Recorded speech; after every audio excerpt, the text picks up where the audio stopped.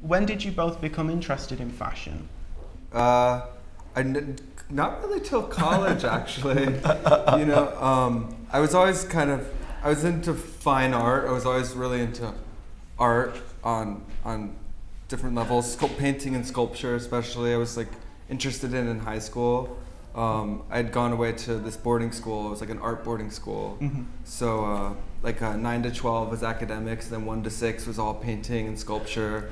So was really interested in that at the time. And then I ended up going to college in San Francisco Art Institute, and I was planning to go into the glass blowing. And then kind of hated San Francisco, decided to move to New York, transferred to Parsons. And I used to kind of like make my own clothes and stuff, but like didn't really know much about the fashion world. And then kind of when I moved to New York, kind of got interested in it and just kind of ended up in it really. I think we've always said that it's all kind of related no matter what field of art or design you go into. It's all kind of based on color and line and composition, silhouette and form and stuff. So I think you could kind of apply those techniques to whatever kind of area you go in. I mean, maybe we'll end up going into some other area later. And was it kind of the same for you as well? Me, I was born in Miami, and I'm an only child, and I'm really tight with my mom. And my dad was really big into sports. He played baseball, and he tried to get me into all that, and I kind of rejected it. And so after school, my mom has a beauty salon in Miami. A lot of ladies would go to get their hair done and their nails and kind of talk about their heels and stuff. And after school, I would just go to my mom's salon and like hang out with the ladies. And I was just immersed in that like world of girl. And lying around was always like, the Vogues and the Bazaars and all those things, and like I guess the late 80s, early 90s, whatever. And so the fashion world was this thing that I saw like in magazines, and I kind of saw like these ladies kind of living in that world and kind of getting ready and whatnot.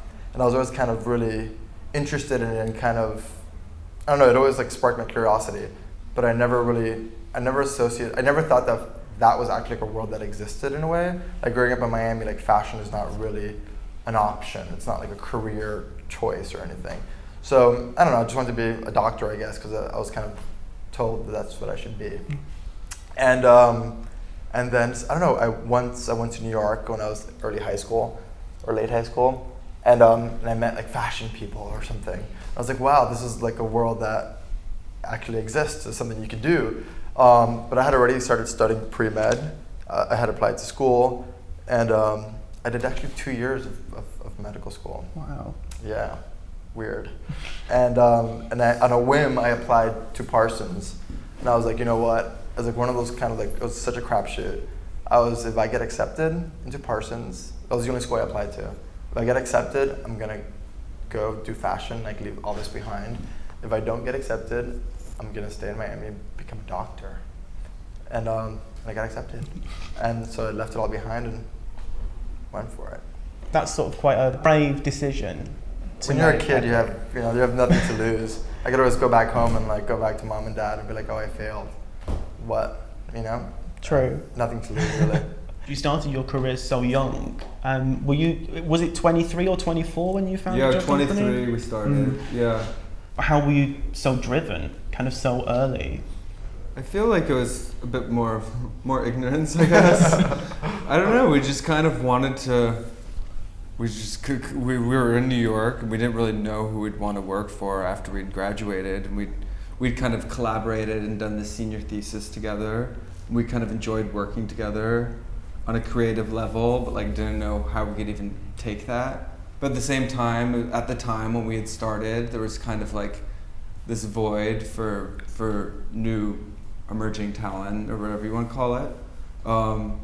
And it was just kind of like, it just seemed like the perfect kind of time to start something like that. Like the establishment kind of became these like mega brands. Like the establishment, which were like Calvin Klein's and Donna Karan's, became these like huge mega brands, and then like, even like the Marc Jacobs and Michael Kors, and those people became like kind of the establishment in a way, and everything kind of moved up and left this kind of spot for, I guess, like new design, which I guess is kind of the natural progression of anything.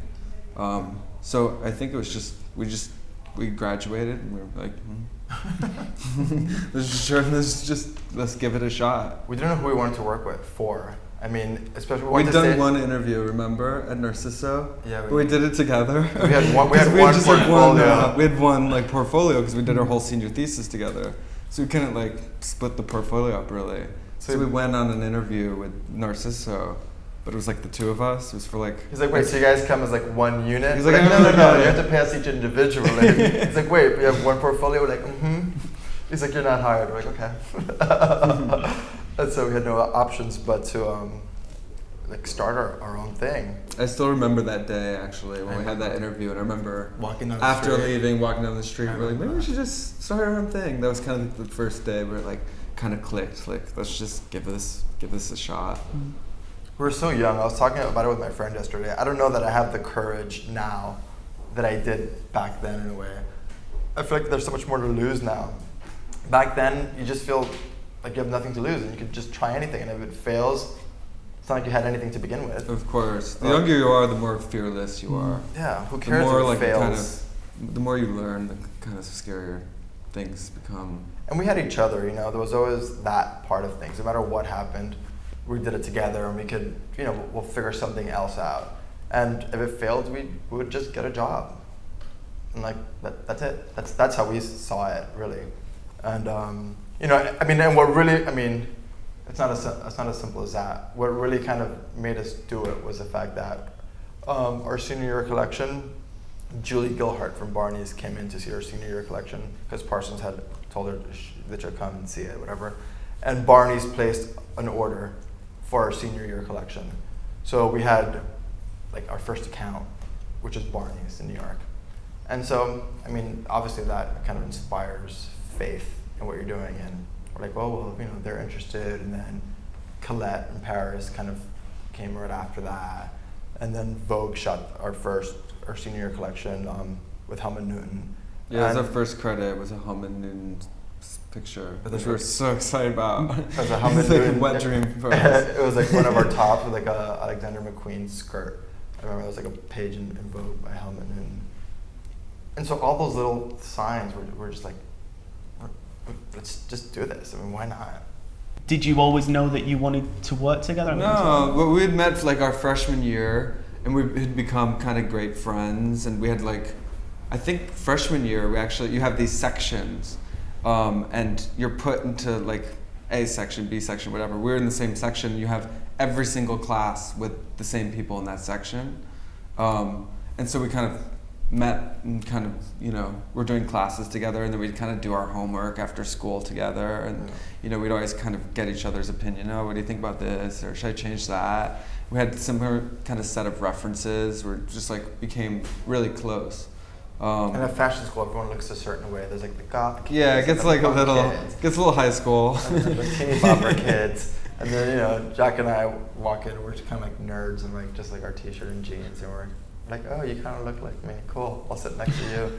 And so it's very that. It's very just like kind of, you see who you kind of, it's a clique. Yeah. We became our own clique. Absolutely.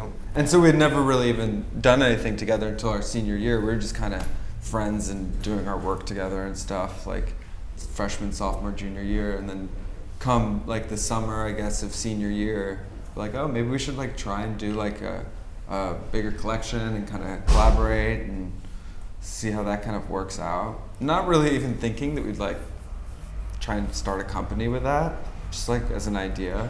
Just the collections are like becoming one slowly but surely.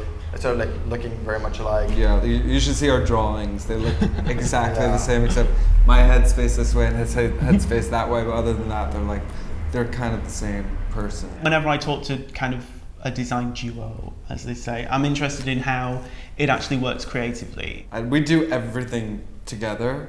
We've actually been talking about like, is there anything we can like do separately so we can like kind of multitask and get like a little more done? Just because we've been kind of extra busy, especially with these pre-collections that are happening. But our process is completely together. Yeah, I mean we start with like we figuring out what the direction is and what the mood is and what the silhouette is, and we do these kind of big research volumes. And we kind of put these books together of ideas, and then we kind of go upstate. We have a little farm in the Berkshires in Massachusetts, and we'll go up there for 2 weeks. We actually just got back 2 weeks ago. Yeah. And we just stay up there for 2 weeks, just like drawing 12 hours a day for 2 weeks. And you know, we'll be talking, there's not a ton of dialogue when we're sketching. We'll kind of talk about shapes, but we're more kind of like in our own world. We'll just look at each other's drawings and kind of like build upon that, take one detail from that, take a detail from that. You know, we start with like what Jack said, silhouette and form, like, and a mood. Like, what are we feeling? What's the mood? What's the thing? I guess that's where the Dior reference comes in. The idea of like silhouette, starting like, the collection being very much silhouette driven.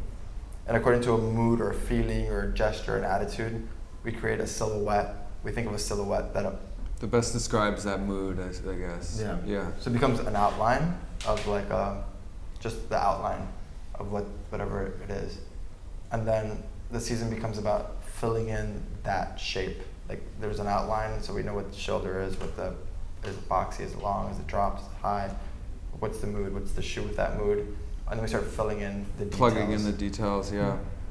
And then we develop fabric. All our fabrics are we just develop fabrics from scratch. It's like our new obsession, which is awful. It's killing us. It's making everything. We don't have anything, and Italy's about to close, and our show's like the beginning of September. Yeah. So it always gets a little nasty. We compose an entire show on the wall. It's not very much about like styling at the end, although you know things do change at the very last minute, styling wise. But the whole run of show and all the fabrications are worked in as. We like to think about it as a narrative. Back in the day, we used to just like make clothes. Yeah, we just like we draw styles, like jackets, and do an edit, and then just fabricate them in multiple fabrics. And style them at the end. It was like a big mess. It was like all over the place. And then we had all these extra clothes that we didn't use. Yeah, it was a waste. It's a waste. So now we're very deliberate. It's like it's like a narrative for us. It's almost like a little mini film of just like a visual narrative. It always starts with one thing, and it slowly evolves and colors introduced or whatever it is, and it always starts someplace and ends somewhere else, and there's like a road to get there. So it's a narrative, it's just like a visual narrative, and it's all pre-planned or whatnot. I'm interested in how aware you are of Proenza Schouler as a brand and sort of the power of that brand. Is that something that you're conscious of? Yeah, absolutely. I mean, we're very focused on branding. It's such an important facet to having a company and a functional company. And the more kind of divisions you add, you really have to kind of grow this branding and kind of keep it very focused. You can't kind of teeter. You've got to have like a strong kind of identity so that people know who you are. Yeah. There's been a fun part of going into like, you know, after all these years. Like at first we were just making clothes. Really, it was really kind of juvenile. We were just making clothes and not thinking about branding, not thinking about what the overall look of the company was. We were just like, oh yeah, we're into this season. Oh, we're into this season. And it was kind of like a little bit all over the place in the beginning. Just kind of figure out like our path, like what's our thing. And we were really ADD. I guess it's also like being a kid of the 90s. We're into this, and then we're into this, and then we're into that. Yeah, it's always like so reactionary. Yeah. So I guess the older we get, the more we think about creating a consistency and a through line and a cohesive vision. It's kind of interesting creating a brand now. Besides just creating clothes, creating a brand, and then from that brand, you can do this, you can do that, you can, like clothing is just one part of it. We're interested in doing like so many things. I think once you create a brand, you can do whatever you want with that brand. You could make anything. We just want to make things at the end of the day. So I guess we need to make that brand. We want to target more people, and I mean, we want to be able to dress all our friends who can't necessarily all afford our clothes. So I see us doing more and more of this actually in the future. And for us, like luxury and like a designer brand, it's not about like snobbery. It's not about like creating this like thing that no one can buy because it's so expensive and it's out of everyone's reach. Like I don't know, like the idea of just creating like a vibe and like this like kind of like an aesthetic, really, just like an aesthetic that everyone could be a part of at different levels. Some of it is expensive and some of it doesn't have to be expensive, but it's not we're not of the mindset of like only making things that are super high end because it's about like exclusivity. It's not really about exclusivity. It's about it almost doesn't feel relevant, that kind of train of thought. just like a vibe and creating like a family and a language, and whoever wants to be a part of can at different levels.